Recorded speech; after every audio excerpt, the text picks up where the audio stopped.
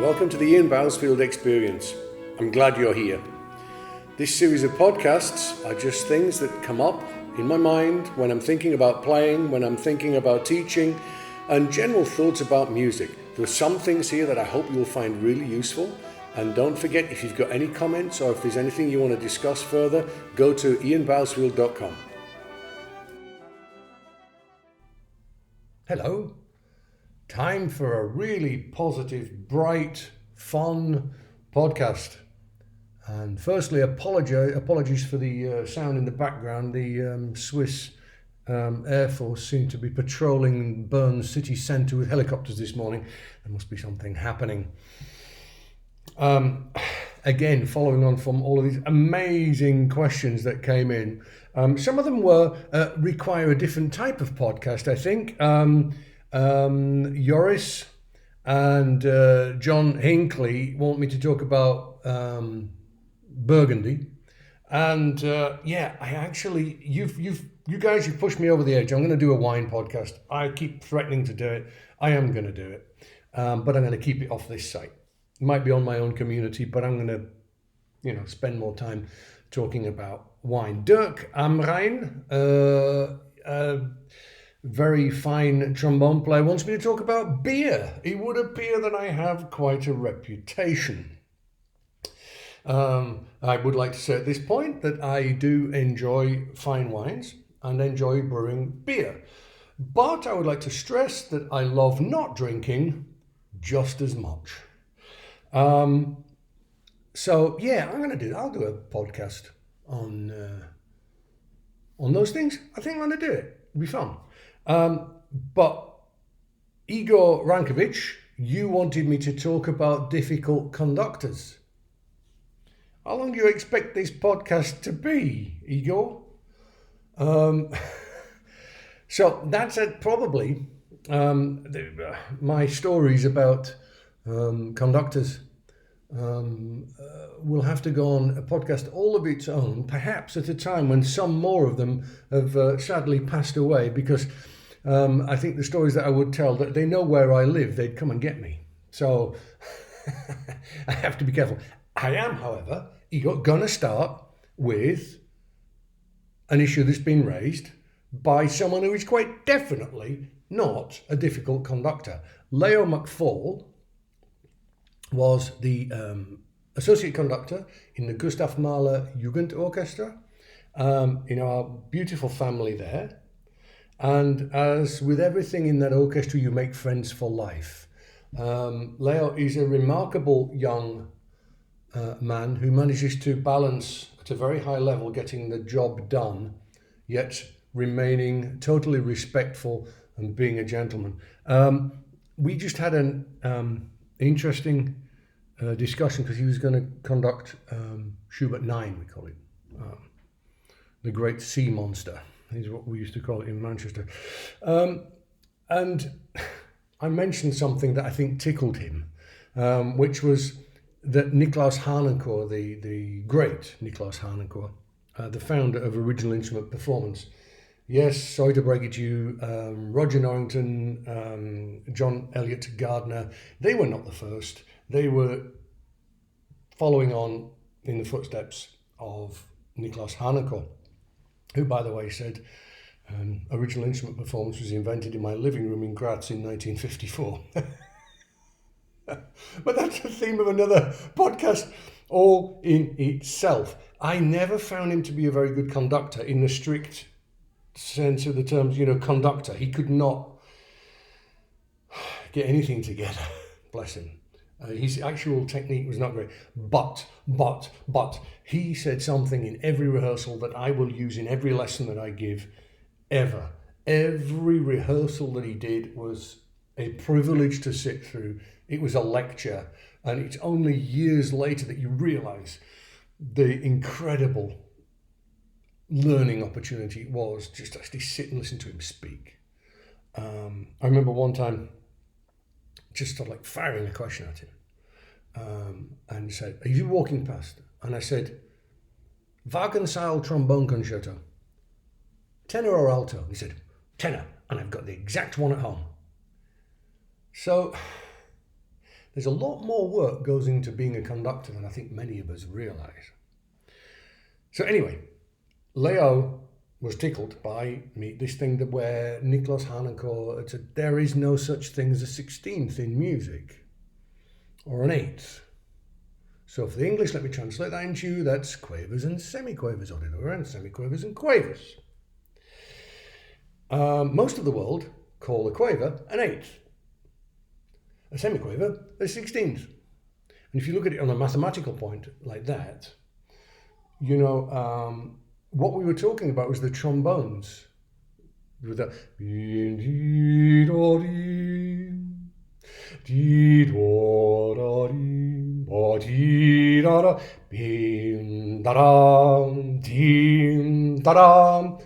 not 1/8 or 16th was sung there.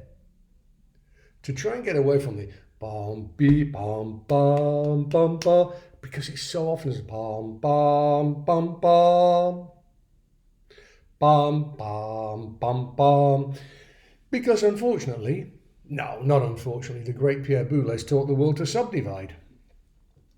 Before then, I think all of these rhythms were a matter of negotiation, depending on the musical context. And so Blair wanted to talk about that. Just next time you're playing, you know, if you don't subdivide and play vertically in a score in the rite of spring, or even arguably from about 1920 onwards, you've got a train wreck. I once heard an orchestra fall to pieces on Brahms 1, you know, the bit beep bum bum bum beep bum bum bum. Because half the orchestra were doing that and the others were going bum bum bum bum bum bum bum. Yeah, I'm not going to say where it was. Wonderful orchestra, by the way. And it's not one of the ones that I used to play with.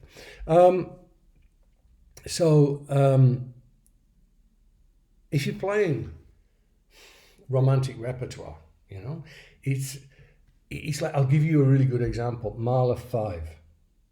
And I shudder at what we used to do when I was in the London Symphony, you know, that beam, beam, bum, bum, beam, beam, bum, bum, and it's sterile, you know, beam, beam, bum, bum, beam, beam, bum, bum, bum. Now, if you wish to say that that's not what's written, that's not what that, you know, please feel free to turn off this podcast now. But we have to, you know, you get this thing called an optical illusion. We have to create an oral, illusion sometimes, like when we play Scheherazade. Ding, ta-dam, ta-da-ta-ta-dam, ta-dam, ta-da-ta-ta-dam, ta-da-ta-ta-dam, ta-da. That's not a bloody 16th, I'll tell you. But if you play a 16th, dam, ta-da, ya-ta-ta-ta-ta, din, ta-dam, ta-ta-ta-ta, din, ta-dam, ta-ta-ta-ta-dam, ta-da-ta-ta. It's just so limp, isn't it? It's so lame. There has to be a reason. I bet you Rimsky-Korsakov was not subdividing that. I bet you had dun, da, da, da, da, dun, da, da. I bet you that's where rhythm was at the point that he wrote that music. So I guess that's the first question I wanted to. It's a lovely subject that Leo's raised there, and for any of you who have not played for him yet, I hope you get the chance soon. Now the next question tickled me. It's so funny. You'll imagine why. It's from Ian Craddock. I'm going to tell you about Ian Craddock. Ian Craddock was the solo euphonium player in the Yorkshire Imperial Band when I joined when I was 14 years old, and I sat behind him. And he was and still remains an incredibly gentle soul and an absolute gentleman. A rose amongst thorns at the time, one could possibly say. And he's probably not going to be on your radar. I mean, first of all, he stopped playing in brass bands a long time ago, but he's probably not going to be on your radar as being perhaps one of the glorious, glowing greats of the euphonium or the tuba and euphonium world. And there's a reason for that. Ian was one of those rare people who was an excellent player, but he was a team player. And he would look at his balance in the chord and see where he needed to be, and he never stuck out. Historically, he's also very important because the Philip Spark Euphonium Concerto was written for him, or whatever it's called. I played on that recording. I was 14, 15. Was it Ossett Town Hall or something like that? Played beautifully. He's written in, and you can hear why I thought it was funny. I can imagine balance is difficult in the orchestral world. Ian, seriously? I tell you what, I should have had a sideline as a palm reader. I spent 30 years looking at the palm of most conductors' hands. Guide to conducting. When the big shiny thing comes up with a bad piano, tell them to shut up. Maurice Murphy actually once looked at, was it George Hurst's score when he was in the BBC Northern, now the BBC Philharmonic, and he found it written in his score, tell trombones they're too loud. So yeah, Ian, you have no idea. You have no idea. So you can imagine that balance is difficult in the orchestral world, yes. I.e. all brass sections. Naturally, you would dictate to trombones. What about the horns, trumpets? You're near the trumpets, but horns would also require a shout. He also said he remembers me coming to Yorkshire Imperial, 14-year-old boy, folks. He remembers me coming to Yorkshire Imperial, and immediately they had to have a meeting with the baritones and the horns to agree that they were going to play one level up whenever I was playing. Oh no. 14, really? Goodness me. And he did the same with the basses to try and get a lead tuba sound. None of the conductors ever complained. In fact, Peter Parks was very complimentary.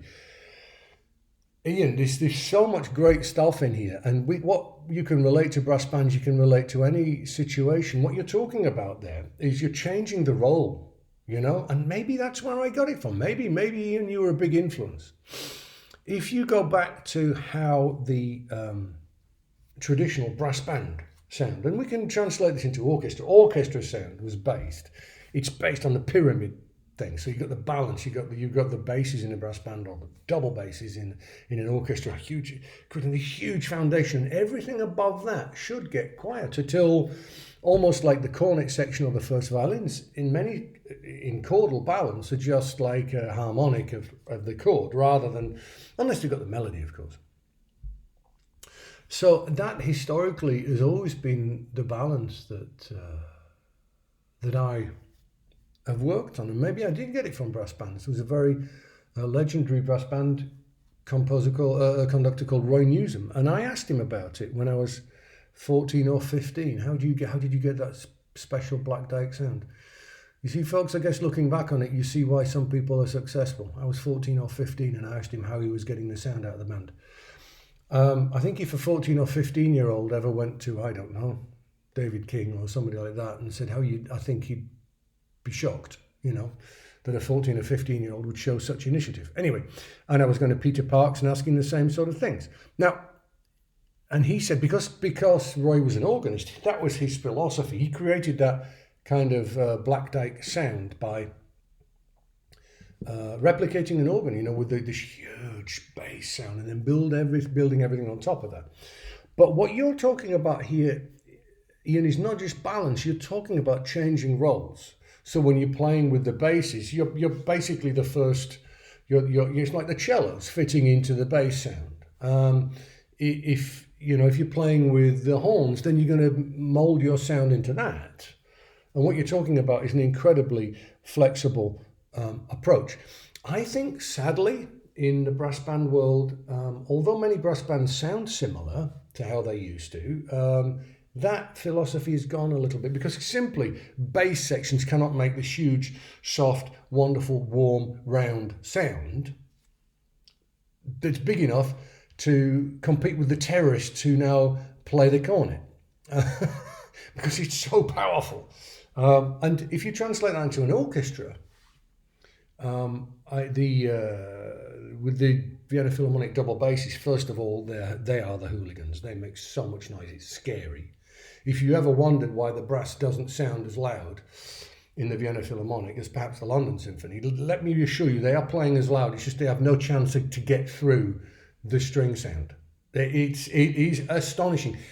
The last time I played there, the orchestra got younger, the strings were stronger, I literally felt there was a wall between me and the audience that I just could not penetrate because they're making so much noise. You've got the double basses behind you, just sort of like trampling you down because they have so much power without the aggression, just this really strength of sound.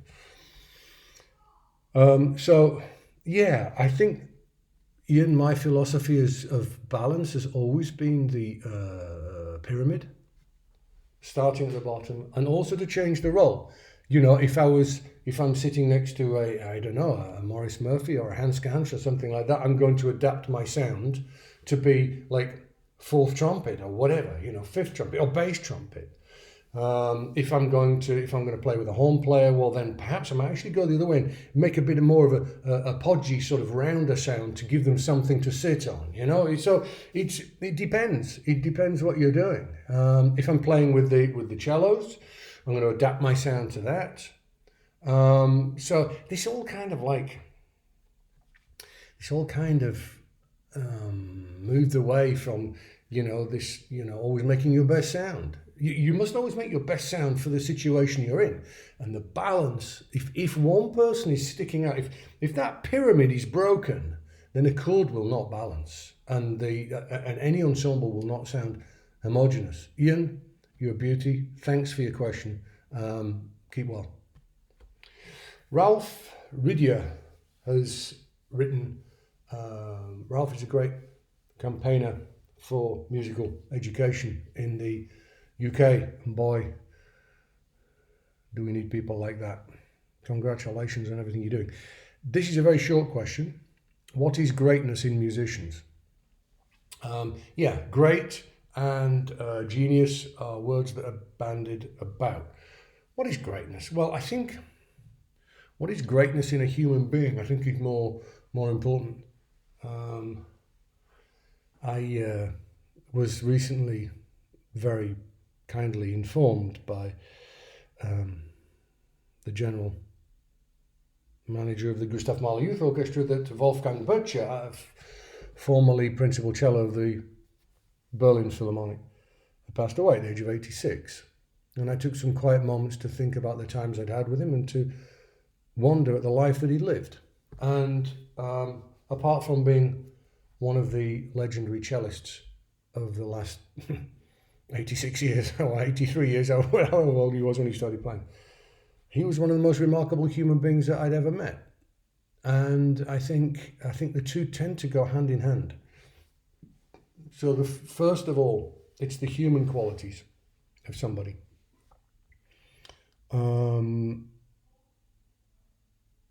I would say, if you look at someone like Carlo Maria von Giulini, and look at the way that man lived his life with integrity, as opposed to someone like George Zell or Fritz Reiner, where if you find a photo of those buggers smiling, I think, you might actually just be wind. It might be gripe. So I think greatness starts with the person, with having great personal qualities. What I miss about Wolfgang, what I miss about Maurice Murphy is who they were, not what they did, really. I felt privileged to know them as people. I'm privileged every time someone like Michael Tilson Thomas sits down and takes half an hour of his life to have a coffee with me and changes my world again. I was privileged to talk to people like George Solti, Valery Gergiev, Pierre Boulez, you name it. And it was a privilege. It was an absolute privilege. And they're not just musicians, they're not just conductors, they're great people.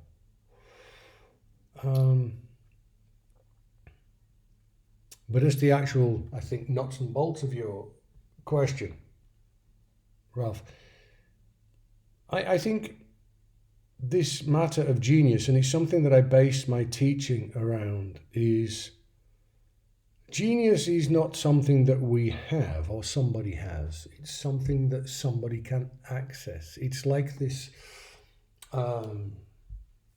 source, life force, life source of genius that makes what we do so addictive and so wonderful.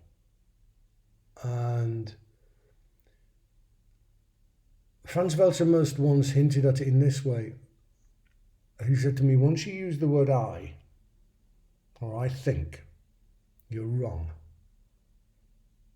It's not about you, it's not about me, it's about the music. And once we let this pathetic human make its decisions as to what I think is the best, what I prefer, what I like, rather than what is this. How do I let this, as Pierre Boulez said to me, we are only, how you say, a conduit. Because I had a conversation, I said, look, I asked the question I think a lot of people would want to ask. You don't look like you're doing anything. How do you do it? I nearly cried in the concert last night. How are you doing that? And that was his answer. We are only a conduit to allow the music to pass through us. We don't do it. We put ourselves in a position where we can access this stream of what he didn't say this bit. This is my words. These are my words. We allow greatness to pass through us, and it's a privileged position to be in. We are not the great ones. This stream of greatness is what is great. And so I guess I've probably said enough. You know, some of us, and I count myself as being very fortunate, very occasionally genius passes through me. I am not a genius. Very occasionally I can put myself in a position in a concert. And somehow it seems to need to be in the live environment of a concert. It's something about that human interaction with the people around you. On occasion in my life, genius has passed through me. It's not something that I have on tap. It's not something that I can access on a regular basis. And I can't say I can guarantee to be able to do it. To order, I can't. They're special moments, and I guess it's what is going to keep me addicted to music and being a musician, like I said in the previous podcast, as long as I have air to breathe. There are a couple of people I would mention. Actually, no, Rostropovich on the cello seemed to be able to do it to order. It's almost like he was living in that place. And he could access it. That's why he's one of the greatest performers in the history of music. And he almost seemed to know what he was doing. Luciano Pavarotti thought he knew what he was doing, but he didn't.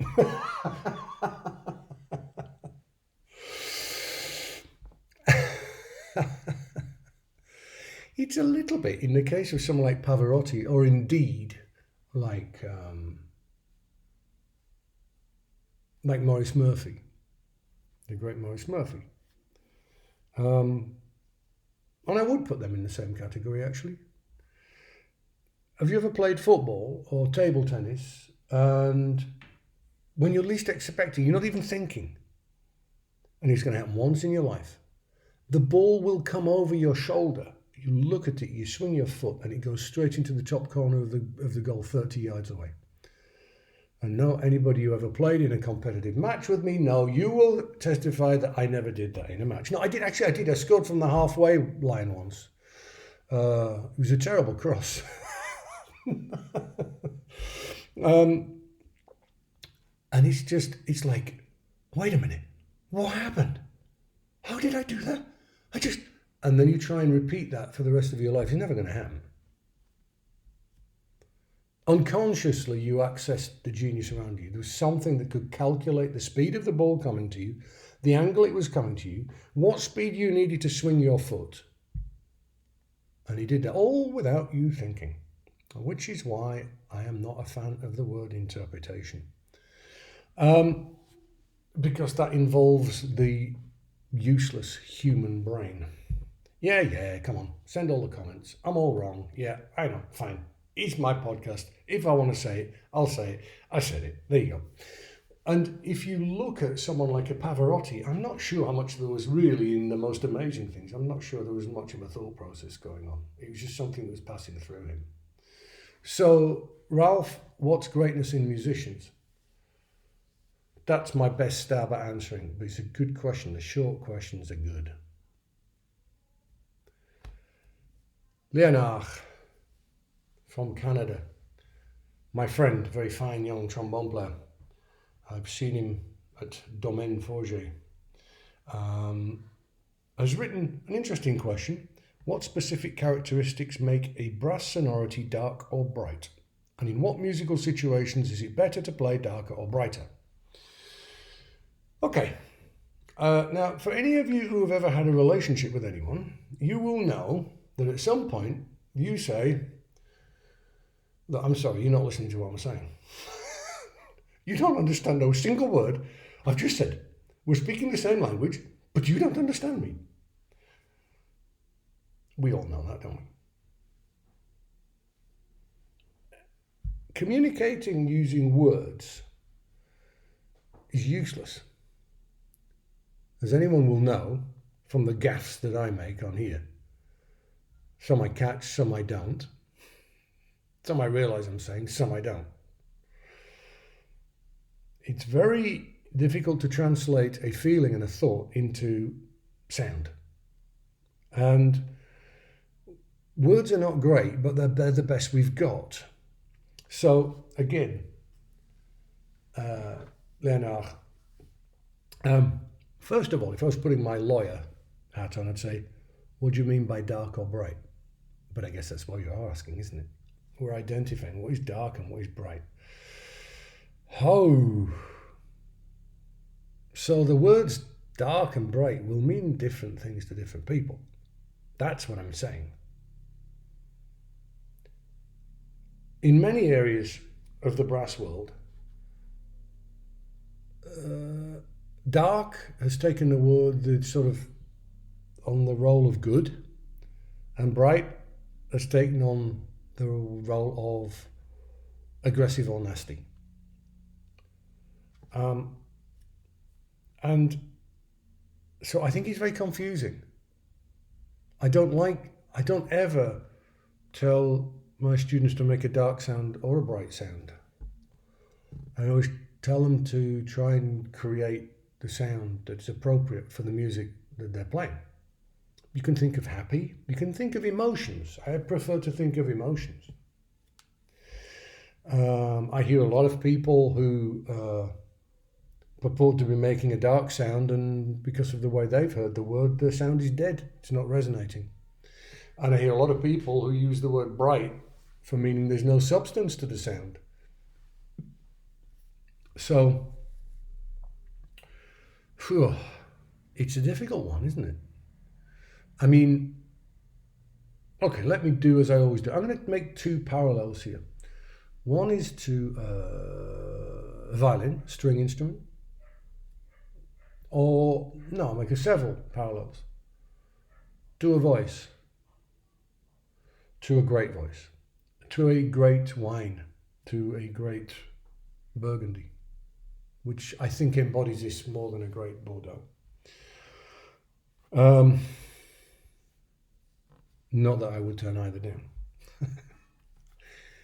It's everything contained in one note that a great virtuoso or a great sip of a great wine. It's everything. It'll tell you its life story. It's bright, it's dark, it's fresh, it's old, it's young, it's spicy, it's fruity. The voice is just the vehicle for this emotion that is just like, I remember my mate in Vienna saying, could you come into the Brahms Saal and listen to some violins for me? And he said, I'm trying some new ones out. And it was like, he played the sort of beginning of, in the Brahms Saal in the Musikverein in Vienna. He came and he played the beginning of the Sibelius Violin Concerto on 4 different instruments. And, you know, he's like, oh, yeah, good. And then he played one and I started getting tearful. I keep saying that on these podcasts, don't I? I started getting kind of emotional. I said, what's that? And he said, well, here, you try it. I said, well, I can't play a violin. And he said, no, come on, you have a just pull the bow across the string. This is how, off you go. And it's like, wow, this thing's like alive in my hands, you know? And he said, well, this one is 300,000, this one is 700,000, and so on. He said, and that one that you like is a 3 million Stradivarius I've just borrowed for the morning. and it was everything. So, Leonard, I'm going around your question a little bit, but to say we should make a dark sound is so bloody one-dimensional and so bloody primitive. Sorry. It can't just be dark. I think we can think of if you want to think of like, I don't know, an audio balancing system where you've got everything from the bass to the treble. You know, you can maybe in certain, but that's a little bit manufactured, isn't it? You know, music needs to be more creative, more imaginative. To kind of like say, well, I'm going to turn the treble down on the sound and just lift the bass up a little bit.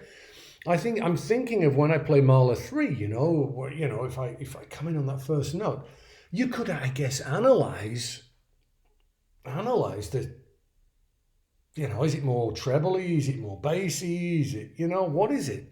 And then, of course, let's not close out the quality issue. Is it a good sound? Above dark and bright, good is, I would say, if we're going to use another word, is more important. What's the quality of the sound? Dudley Bright, former principal trombone in the London Symphony, my successor, I think he had a very interesting sound because he has one of the finest sounds that has ever been made on a trombone, without question. But it seems to me that no one ever heard on recordings. I don't think recordings could really pick up the true magnitude of the quality of his sound, because when you hear it live, it's dark and it's bright and it's everything, you know. But I don't think he's ever been done justice on a recording. Maybe someone could do something about that. Because I think anyone who hears him live realizes, wow, this is an amazing sound. So, what is the sound for Mahler 3? Well, Leonard, it's the sound for Mahler 3, isn't it? Once you get to the point of saying it should be darker, maybe the two words that we should be using is it should be more appropriate to Mahler 3 and it should be better quality. I'm not meaning in your case because I haven't heard you play it, but I'm just going around your question. What musical situation? Now, okay, I've gone that far. Now I'm going to go with you, okay, because I know the conventional understanding of the words dark and bright. So what situation is it better to play darker or brighter? Okay, dark. Bruckner Symphony No. 1, the big chorale in the middle of the first movement. Bim, bam, beep, bim, bam, ba, bim. And by the way, work out what that rhythm was. It is just what it is. And that's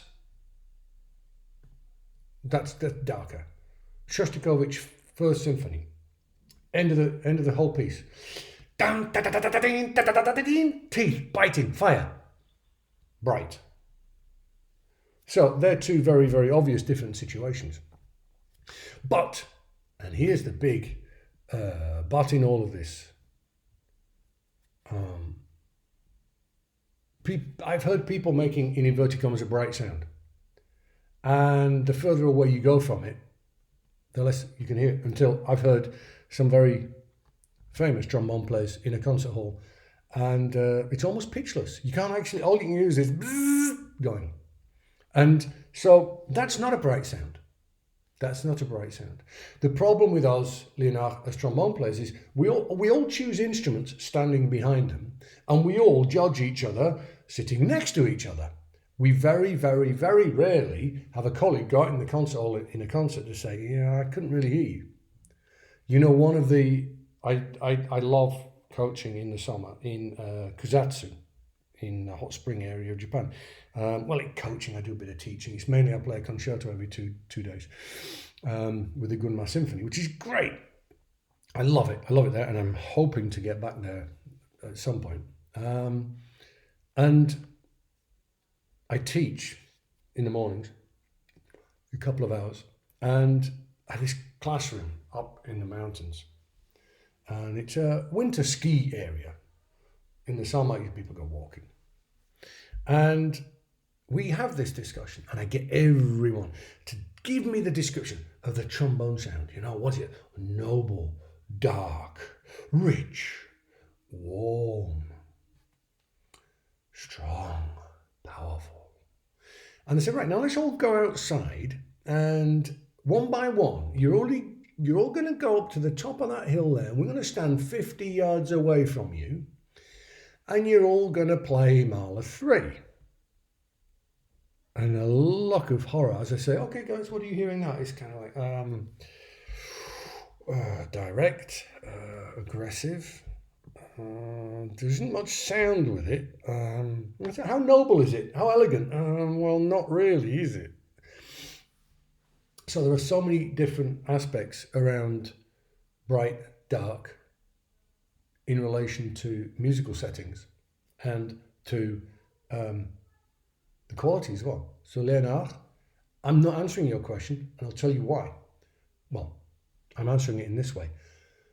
Open your mind to the musical appropriateness of what you're about to play, rather than sort of like just trying to manufacture what you think should be bright or should be dark.